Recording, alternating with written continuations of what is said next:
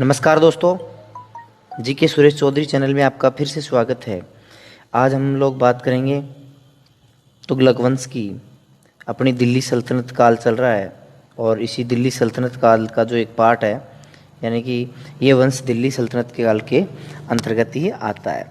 तो जो तुगलक वंश है ये दिल्ली सल्तनत का पार्ट है जो चल रहा था 1320 से लेकर 1414 तक। कुछ फैक्ट बता देता हूँ आपको। मेन मुख्य सभी प्रकार की बातें आएंगी, प्रश्न छूटेगा नहीं दोस्तों। वीडियो सारा पूरा देखना शुरू से लेकर अंत तक। तो दोस्तों पहला फैक्ट है इसका, इन्होंने 94 वर्षों तक शासन किया। सल्तनत काल में सर्वाधिक समय, दोस्तों याद रखना, सल्तनत काल में सबसे ज़्यादा शासन किसने किया था? तुगलक वंश ने। यह कोरोना तुर्क थे, यानी कोरानी तुर्क या कोराना तुर्क थे। अब जो पहला शासक था, जो मतलब इनका वास्तु संचालक या हम लोग बोल सकते हैं। अब तो गयासुद्दीन तुगलक की बात करते हैं। कौन था गयासुद्दीन तुगलक और कब तक शासन करता है? 1320 से लेकर 1325 तक। इसका वास्तविक नाम था गाजी मलिक। ठीक है दोस्तों, गाजी मलिक था इसका वास्तविक नाम। आगे हम लोग बात करते हैं। देखो, प्रथम शासक जिसने अपने नाम में गाजी शब्द का प्रयोग किया, यानी कि दिल्ली सल्तनत में पहला शासक था जिसने गाजी शब्द का प्रयोग किया था अपने नाम के साथ। रसम ए मियामी, उसकी एक राजस्व नीति थी जिसका नाम था रसम ए मियामी। ठीक है दोस्तों, राजस्व नीति थी जिसका नाम था रसम ए मियामी। उसके बाद में बात करते हैं, इसने भू राजस्व दर को घटाकर 1/10 कर दिया। दोस्तों याद रखना, 1/10 कर दिया। इसने बहुत ही कम दर कर दी थी, बाकी लोग लिया करते थे 1/4, 1/6। इसने बहुत कम कर दी थी, 1/10 कर दी थी। इन्होंने नहरों का निर्माण, वेरी मोस्ट क्वेश्चन दोस्तों याद रखना, नहरों का निर्माता कहा जाता है क्योंकि इसने नहरों का निर्माण करवाया था। आगे बात करते हैं, सूफी संत निजामुद्दीन औलिया के साथ इसका विवाद हो गया। जब निजामुद्दीन औलिया के साथ इसका विवाद हुआ, उस समय निजामुद्दीन औलिया ने क्या कहा? देखो, हनुज दिल्ली दुरुस्त, अब दिल्ली दूर है, यानी कि अब दिल्ली दूर है, ये बात बोली थी निजामुद्दीन औलिया ने। ठीक है दोस्तों, आगे बात करते हैं। लकड़ी के महल में दबकर इसकी क्या हो गई थी दोस्तों? मृत्यु हो गई थी। ध्यान याद रखना, वह शासक जिसकी मृत्यु किससे दबकी हुई थी? लकड़ी के महल से। याद रखना, लकड़ी के महल के निर्माण जोना खा ने करवाया था। जो जोना खा था, जिसकी इसकी मृत्यु हुई थी लकड़ी के महल से दबकर, उसका निर्माण किसने करवाया था? जोना खा ने। सल्तनत काल का प्रथम सुल्तान जिसने नहरों का निर्माण करवाया, यानी कि ये सल्तनत काल का प्रथम शासक है जिसने क्या करवाया था? नहरों का निर्माण। अगला शासक आता है मोहम्मद बिन तुगलक। मोहम्मद बिन तुगलक आता है 1325 से लेकर 1351 तक। वास्तु नाम था दोस्तों जोना खा नाम था, वास्तविक नाम।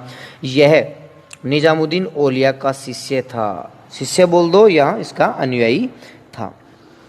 यह सल्तनत काल का सबसे विद्वान शासक था। दोस्तों याद रखना, दिल्ली सल्तनत काल का सबसे विद्वान शासक किसे कहा जाता है? मोहम्मद बिन तुगलक को कहा जाता है। उसके बाद दोस्तों आगे बात करते हैं, विद्वान की बात कर ली। कई भाषाओं का ज्ञान था दोस्तों इसको, जैसे तुर्की भाषा हो गई, अरबी भाषा हो गई, फारसी हो गई, और भी कई भाषाओं का इसको ज्ञान था। इसने कई विषयों का ज्ञान, जैसे मतलब सब्जेक्ट, जैसे दर्शन शास्त्र, सुलेखन, ज्योतिष शास्त्र, खगोल शास्त्र, मतलब कई इन विषयों का भी इसको सब्जेक्टों का ज्ञान था। इतिहासकार इसे पालक, रक्त पिपासु बताते थे। क्या क्या नाम बताते थे इसे इतिहासकार? पालक और रक्त पिपासु। उसके बाद में आगे बात करते हैं, यह प्रयोगधर्मी शासक था। क्या, कौन सा शासक था? प्रयोगधर्मी। अब देखो इसके प्रयोग देखेंगे दोस्तों, क्या क्या प्रयोग थे। प्रथम प्रयोग, गंगा यमुना दोआब में कर वृद्धि, यानी जो गंगा यमुना का दोआब क्षेत्र था वहाँ कर में क्या कर दी? वृद्धि कर दी। इसने कर को बढ़ाकर 1/2 कर दिया, लेकिन वहाँ अकाल पड़ गया। दोस्तों अभी मैंने बताया था उसने कर घटा दिया 1/10, लेकिन इसने कर घट दिया 1/2। इसने बहुत बढ़ा दिया, यानी कि 5 गुना कर बढ़ा दिया। और जब वहाँ कर बढ़ाया गया तो वहाँ पड़ गया दोस्तों अकाल। कालांतर में इसने किसानों को अग्रिम कृषि ऋण सोनधार प्रदान किया, मतलब पैसे ऋण के रूप में किसानों को ये देने लग गया। उसके बाद में अगला प्रयोग देखना, इसने दीवाने अमीर कोही कृषि विभाग की स्थापना की। जो अमीर कोही है ये कृषि विभाग को कहा जाता है, दीवाने अमीर कोही कृषि विभाग को कहा जाता है। उसके बाद में बात करते हैं प्रतीक मुद्रा की। जो प्रतीक मुद्रा थी वो भी इसके द्वारा चलाई गई थी, प्रतीक या प्रतीकात्मक मुद्रा। इसने चांदी के सिक्कों के स्थान पर तांबे के सिक्के चलाए, लेकिन यह प्रयोग असफल रहा। दोस्तों मतलब जो चांदी के सिक्के चलते थे उनको तो बंद करवा दिया और वहाँ चलाने लग गया कौन से, तांबे के सिक्के चलाने लग गया। उसके बाद जनता इसके महत्व को समझ नहीं पाई, मतलब ये समझ नहीं पाई कि क्या कर रहा है ये। उसके बाद में अधिकारियों द्वारा असहयोग। तीसरा है जाली मुद्रा, मतलब लोग जाली मुद्रा बनाने लग गए। विदेशी व्यापारियों ने इसे स्वीकार नहीं किया। विदेशी व्यापारी जो आया करते थे उन्होंने स्वीकार नहीं किया, अरे क्या दे रहा है ये, पैसे बंद हैं अपने पास तो नहीं चलते हैं। लास्ट वाला है अपूर्ण तैयारी। उसके बाद में पूर्ण तैयारी के बाद देखेंगे कैसी कैसी तैयारी थी। परिणाम कुबलखा और गेतुखु। उसके बाद देखना राजधानी परिवर्तन। दोस्तों इसने जितने भी अच्छे काम किए थे सारे उल्टे हुए थे, ध्यान रखना। अच्छे काम तो करने की कोशिश की थी, हुए नहीं थे। राजधानी परिवर्तन, देवगिरी को नई राजधानी बनाया गया एवं उसका नाम दौलताबाद रखा, लेकिन यह प्रयोग भी असफल रहा। दोस्तों इसका हर प्रयोग असफल। अब परिवर्तन का कारण क्या कारण था, अब देखेंगे दोस्तों। इब्न बतूता एवं अब्रू बकर इसामी के अनुसार जनता सुल्तान को गालियां भरे पत्थर लिखती थी, इसलिए इसने जनता को दंडित किया। मतलब इन्हें लोग पत्थर लिख लिख कर गाली निकालने लग गया।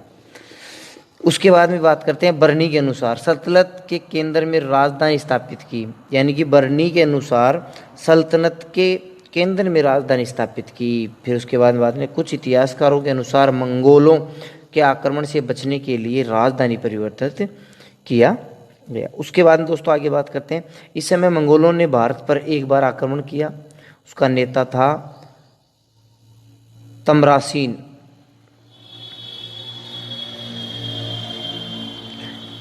फिर आगे बात करते हैं, वास्तविकता में राजधानी का पूर्णतः स्थानांतरित नहीं हुआ था, मतलब वास्तव रूप में नहीं हुआ था।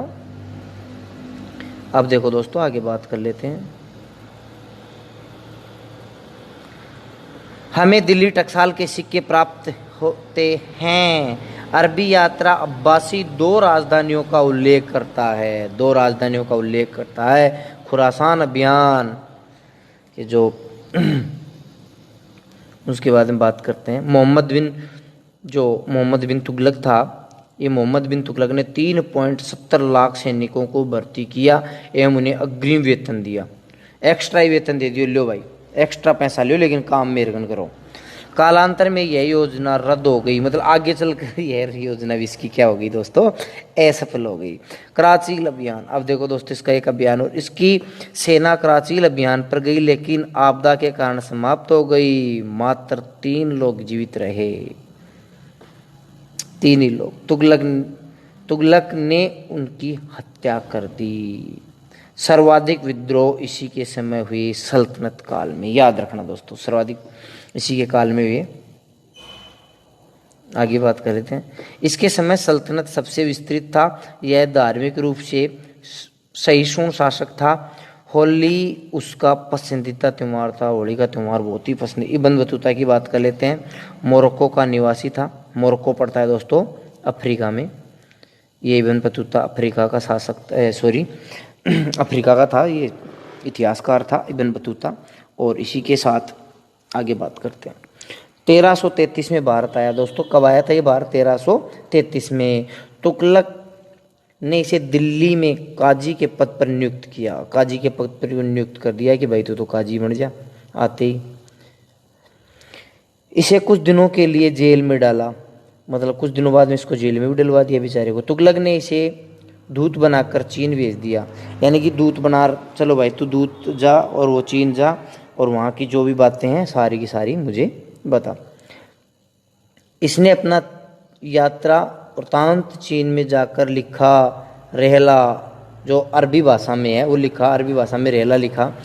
1351 में यह सिंध में मोहम्मद बिन तुगलक की हो गई मृत्यु दोस्तों। अब आता है दोस्तों फिरोज तुगलक। 1351 से 86 राज्याभिषेक हुआ था भट्टा सिंध। यह मोहम्मद बिन तुगलक MBT का चचेरा भाई था। मोहम्मद बिन तुगलक वैध उत्तराधिकारी नहीं था। यह अमीरों और उल्लेखों की सहायता से शासक बना था। मतलब दोस्तों ये खुद शासक नहीं था, किसी की सहायता से पैसे वगैरह देकर अमीरों का सहयोग लेकर शासक बना था। भ्रष्टाचार बढ़ गया इसको आने के बाद में बहुत ज़्यादा क्या बढ़ गया दोस्तों, भ्रष्टाचार। आगे सुधार भी करेगा। अभी इतिहासकार भ्रष्टाचार की जनता देता था। फिरोज ने अमीरों के पदों के वंशानुगत कर दिया। वंशानुगत इस प्रकार से कर दिया दोस्तों कि जिसका पिता सेनापति रहेगा, मेरी सेना में सेनापति रहेगा, उसका बेटा भी क्या रहेगा, सेनापति रहेगा। वंशानुगत कर दिया। सुधार क्या क्या किए इसने, सुधार देखेंगे दोस्तों। इसने हेसामुद्दीन जुदैन से राज्य की वार्षिक आय की गणना करवाई जो 6.18% थी। इसने 3 सिक्के चलवाए। अब दोस्तों सिक्कों के बारे में बता देता हूँ कौन कौन से इसके सिक्के थे। ससगनी 6 गुना, अड्डा 1/2 और विक 1/4। उसके बाद में आगे बात करते हैं। इसने सरीन कानून के अनुसार केवल 4 कर लागू किए, 4 ही कर लागू किए इसने, सिर्फ और सिर्फ 4 कर। पहले का नाम है खुमस, दूसरे का खराज, तीसरे का जजिया और ये जक़ात। जो जजिया है वो राजनीतिक कर है और जो जक़ात है मुसलमानों के द्वारा लिया गया कर है। जो आय का क्या होता है 40वां हिस्सा होता है दोस्तों, आय का 40वां हिस्सा जक़ात कर। उसके बाद में बात कर रहे हैं इसने 23 प्रकार के करों को समाप्त किया, यानी 23 करों को बंद कर दिया।